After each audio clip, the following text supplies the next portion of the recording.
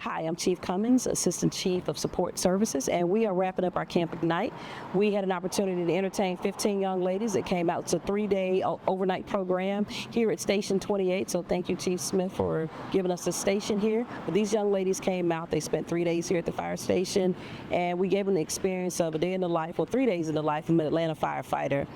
They started off first at our CPAT, which is over on Clipper Drive. From there, that was our intake process. So the young ladies got a chance to experience what it is that we do to our physical agility test for the fire department. From there, they did some EMS skills, and they took those EMS skills and put them to practice from a surprise drill that we gave them at about 1 o'clock in the morning, and the ladies did excellent on that.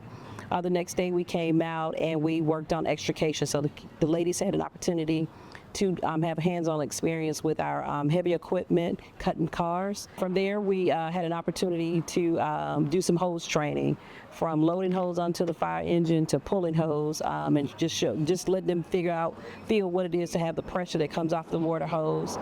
The final day, the young ladies had an opportunity to have a hands-on class with a state arson investigator. She had an opportunity to just show the ladies what we do to determine the origin and cause of a fire, and they actually brought out their fire dog Pongo, so the young ladies interacted with him as well. And we took the ladies on a tour of Station 16, which is one of the first fire stations that African Americans were allowed to work at. So from there, we had a small ceremony and we gave out certificates. The parents came. We had a video that was put together so they could kind of see some of the things that the ladies did over the 3 days. And now the program is over, so we hope to see you all again for the next program.